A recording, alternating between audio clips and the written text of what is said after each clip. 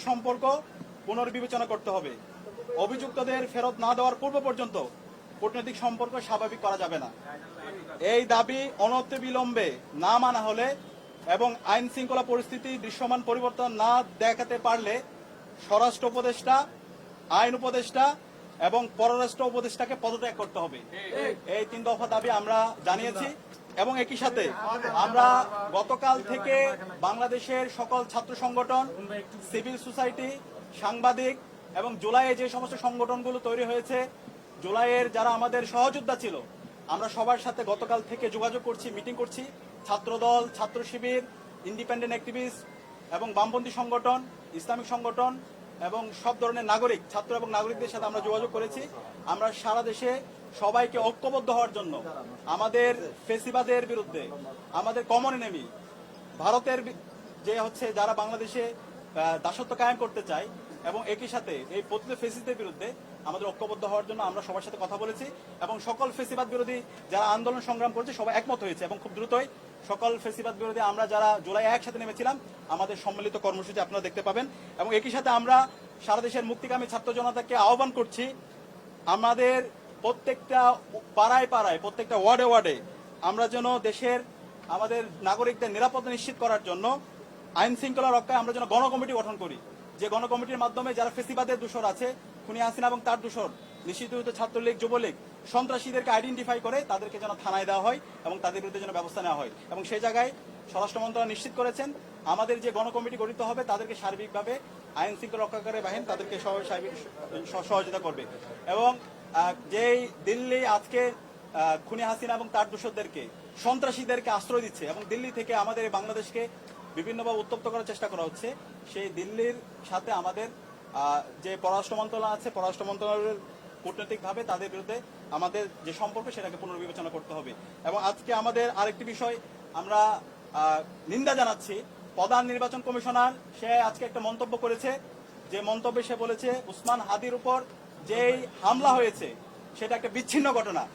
আমরা পুরো ছাত্র জনতার পক্ষ থেকে আমরা এই ধরনের মন্তব্যের তীব্র নিন্দা এবং ঘৃণা জ্ঞাপন করছি। আমরা দ্রুত অনুরোধ করব প্রধান নির্বাচন কমিশনারকে, আপনি দ্রুত আপনার এই বক্তব্য প্রত্যাহার করেন এবং সেটার জন্য জাতির কাছে ক্ষমা চেয়ে আপনার জায়গা থেকে আপনি দায়িত্বশীল আচরণ করেন। তফসিল ঘোষণার পর থেকে আমরা চাই এই দেশের সকল নাগরিকরা একটা সুস্থ পরিবেশে নির্বাচন এবং ভোট দেওয়ার জন্য। সুতরাং ফ্রি, ফেয়ার, ক্রেডিবল ইলেকশন করার জন্য নির্বাচন কমিশনার থেকে শুরু করে আইন শৃঙ্খলা রক্ষাকারী বাহিনী সবার দায়িত্বশীল আচরণ করা দরকার। একই সাথে রাজনৈতিক দলগুলো দায়িত্বশীল আচরণ করবে। এবং সর্বশেষ আমরা দেখতে পাচ্ছি সারা দেশের যে আদালতগুলো আছে, আইনজীবীরা আছে, বড় অঙ্কের টাকার বিনিময়ে এই পতিত ফেসিসদের মামলাগুলো প্রত্যাহার করার জন্য, তাদের জামিনের জন্য তারা কাজ করছে। আমরা ছাত্র সমাজের পক্ষ থেকে হুঁশিয়ার করছি, এই যারা গণহত্যাকারী এবং শিশু হত্যাকারী এবং যারা আমাদের ভাই বোনদেরকে মেরে রক্তাক্ত করেছে, এই সন্ত্রাসীদের পক্ষে যারা অবস্থান নেবে তাদেরকে আমরা সামাজিকভাবে বয়কট করব এবং তাদের তালিকা আমরা সামাজিকভাবে সবাইকে জানিয়ে দেব।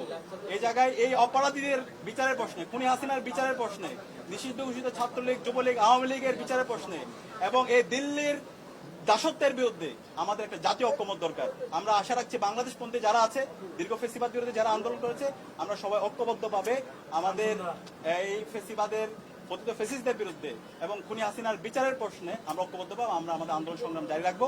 এবং যে 3 দফা দিয়েছি, এই 3 দফা যদি দ্রুত সময়ের মধ্যে আমরা যদি এটা কার্যকর ব্যবস্থা দেখতে না পারি, তাহলে আমরা সারা দেশের মুক্তিকামী ছাত্র জনতাকে সাথে নিয়ে আমরা জুলাই যেভাবে রাজপথে নেমেছিলাম তার চাইতে আরো শক্তিশালী ভাবে আমরা রাজপথে নেমে আমরা গণ আন্দোলন গড়ে তুলব। এবং আমাদের পুরো জুলাই যে আজকে বিপ্লব, সেটাকে আজকে বিভিন্নভাবে ব্যাহত করার চেষ্টা করছে, এটাকে একটা পূর্ণাঙ্গ বিপ্লব দেওয়ার জন্য আমরা আমাদের লড়াই সংগ্রাম জারি রাখবো ইনশাআল্লাহ। যে আমাদের দাবির পরিপ্রেক্ষিতে স্বরাষ্ট্র উপদেষ্টা জাহাঙ্গীর আলম সাহেবকে আমাদের দাবি সম্পর্কে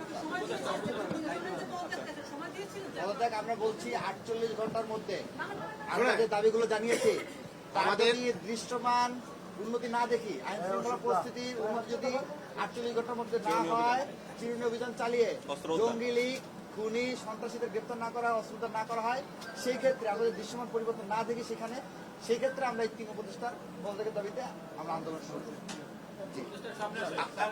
না, আমাদের এখানে যে ডাকসুর ভিপি, আমাদের যে ছোট ভাই কায়েম যে কথা বলছে তার প্রতিটা দাবি যৌক্তিক। আমরা এই দাবিগুলি এর আগেও আমরা কিছু কিছু আপনাদের সামনে বলছি যে আমরা ইভেন গতকালকে মিটিং এর পরে বলেছি যে এইগুলি আমাদের আরো ব্যবহার করতে হবে এবং তাদের এই যৌক্তিক দাবিগুলি আমরা অবশ্যই করব।